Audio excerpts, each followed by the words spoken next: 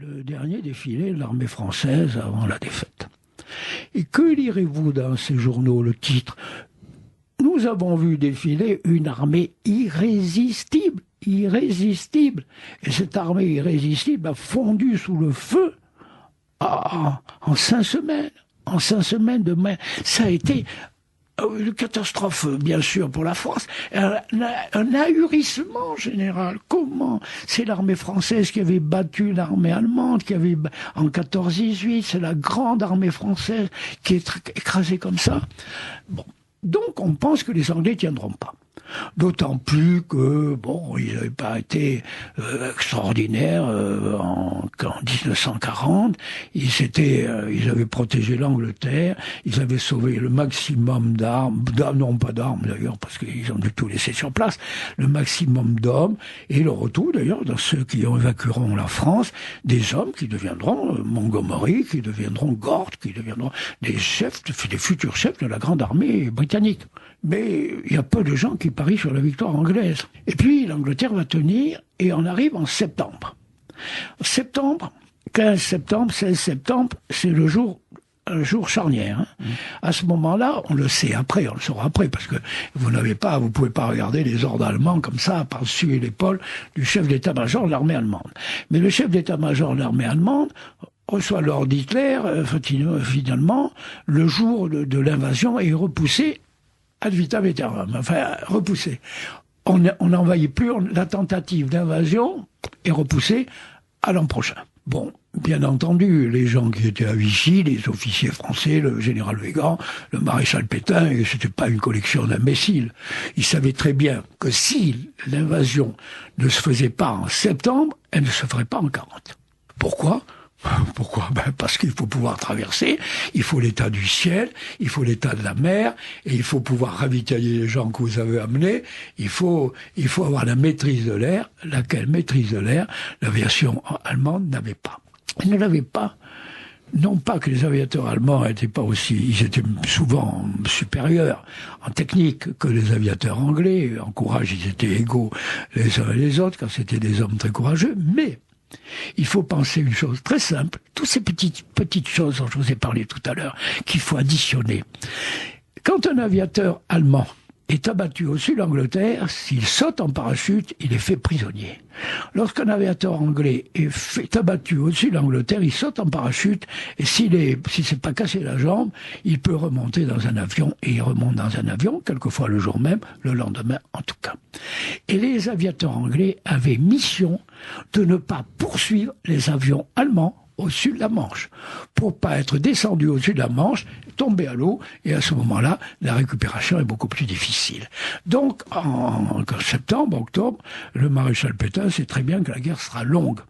Or, une guerre longue impose une conversation, un entretien entre le vainqueur et le vaincu. Parce que la France vaincue, c'était la France d'abord coupée non pas en deux par la ligne de démarcation, mais en beaucoup plus de deux.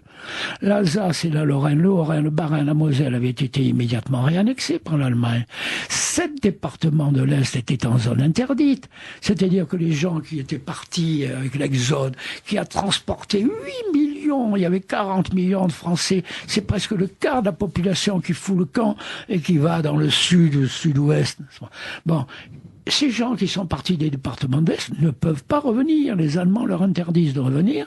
Ils prennent leur maison, ils prennent leurs champs, ils mettent là des ouvriers polonais avec des contrôleurs allemands, des chefs de culture allemands.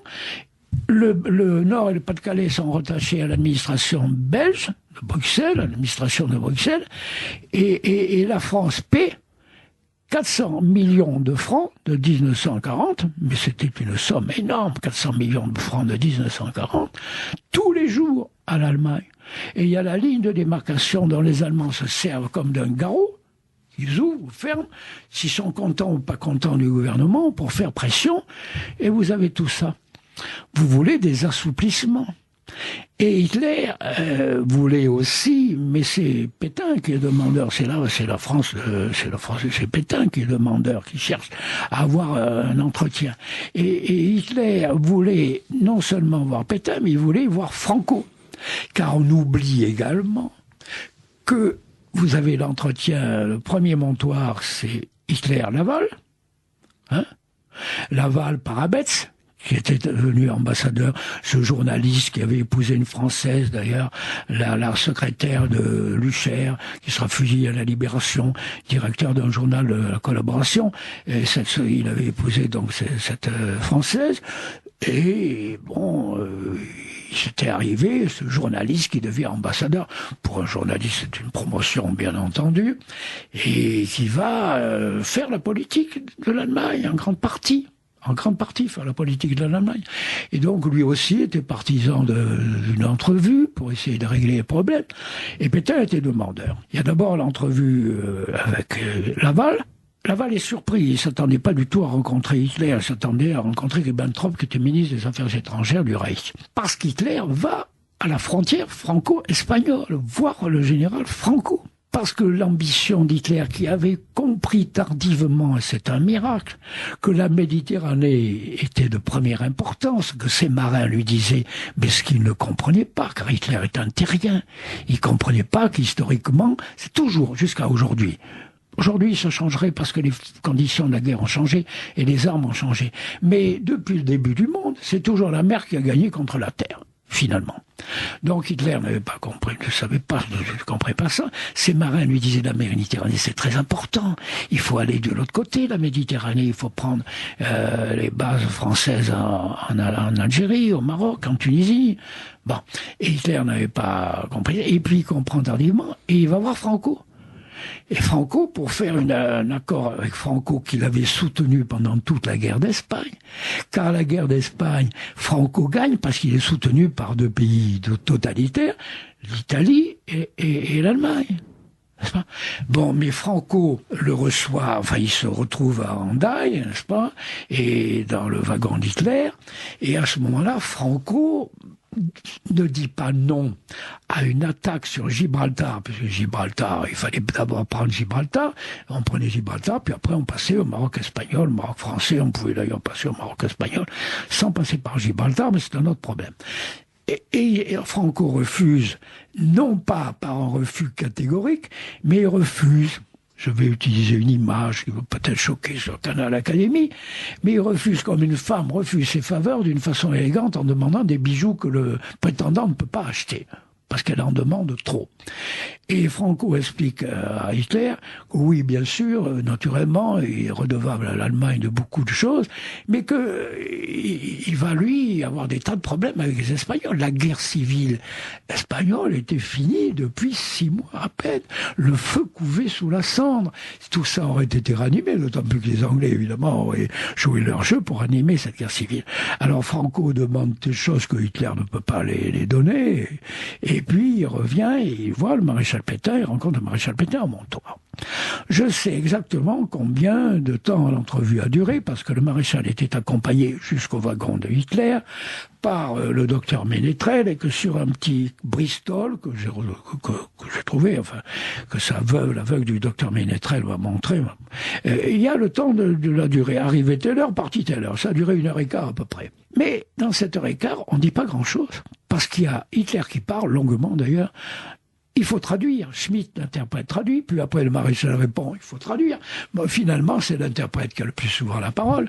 Et il y a des paroles, quand on retrouve tout ça à travers les rapports de Schmitt, qui sont des rapports en disant oui, il faudrait trouver un accord, quelque chose, nous ne pouvons pas. Et Hitler, et c'est Schmitt qui met le mot collaboration. Le mot collaboration qui va faire une triste fortune, si vous voulez. Le mot collaboration est un mot inventé, enfin trouvé par Schmitt, parce que Hitler avait dit qu'il faudrait trouver la façon de travailler ensemble.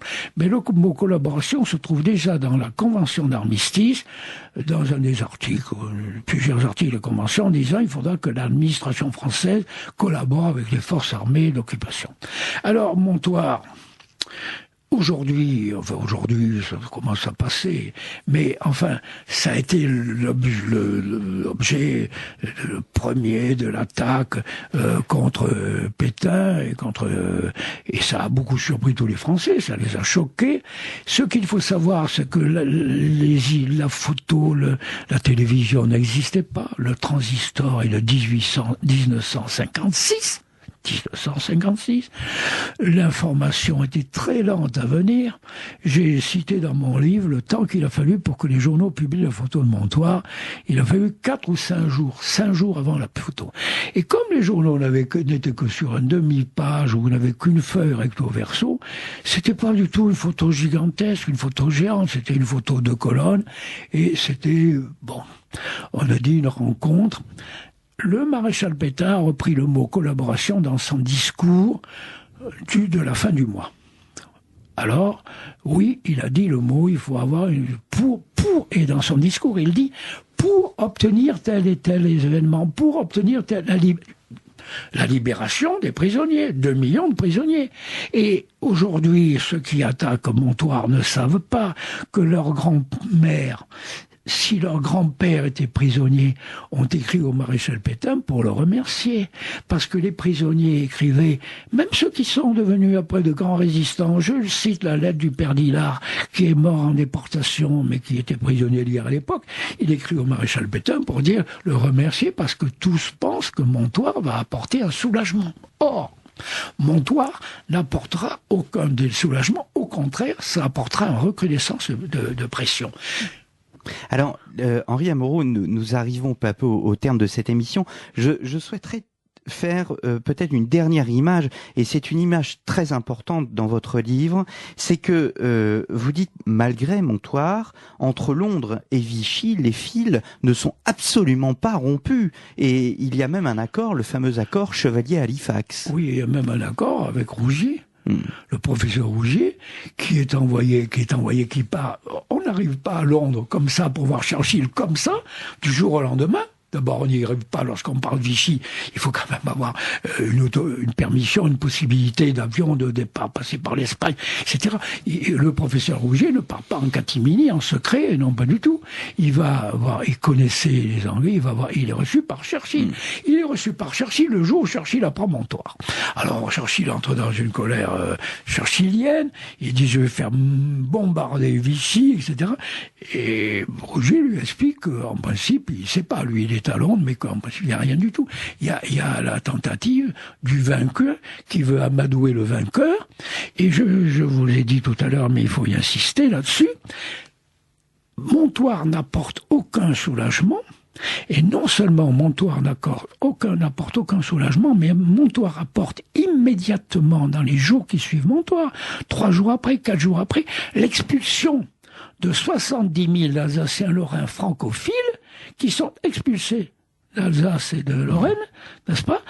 C'est donc en contradiction et tout. Et puis il n'y a rien du tout, aucun soulagement concernant les prisonniers de guerre. Quelques libérations demandées par Pétain, l'autorisation aux soldats français qui étaient réfugiés en France à regagner la France, mais rien, aucun soulagement pour les frais de 400 millions par jour. Boutillier, qui était ministre des Finances, fait un truc, il dit, du moment qu'il y a eu Montoire, je ne paie plus. Et pendant 5 jours, 6 jours, la France ne paie plus 400 millions par jour. Ça fait 5 jours, ça fait 2 milliards, hein, nous sommes d'accord. Enfin, je crois. Et donc, il ne paie plus. Mais les Allemands, immédiatement, disent, non, mais ça va pas, vous payez plus? Ah oui, il y a le Montoire, mais Montoire, on s'en fiche, ils disent pas ça comme ça. Et il faut payer le retard que vous avez acquis. Il n'y a aucune amélioration. Et j'ajoute que les Espagnols et les Italiens beaucoup plus encore que les Espagnols, alliés de l'Allemagne, sont furieux de Montoire. Les Italiens qui avaient des ambitions sur la Tunisie, sur la Corse, sur Nice, disent, mais alors, si Pétain et Hitler s'entendent, nos ambitions vont à l'eau, puisque, évidemment, on ne va pas pouvoir nous donner ce que nous voulons. Les Espagnols qui avaient des ambitions sur le Maroc, puisque le Maroc était protectorat français, et qui avaient également des ambitions sur Oran, disaient, on ne va pas pouvoir... Vous comprenez? Donc, tout le monde à saboter Montoire. Et les Anglais, alors sinon, chacun son montoire, c'est ce que vous dites. Chacun son montoire. Henri Amorou, je vous remercie beaucoup. Nous arrivons au terme de notre émission. Il s'agit de la première partie de l'émission Un jour dans l'histoire consacrée à Pour en finir avec Vichy, les racines des passions 1940-1941, publié chez Robert Laffont. Je vous dis à la semaine prochaine pour notre deuxième partie. Merci et à très bientôt.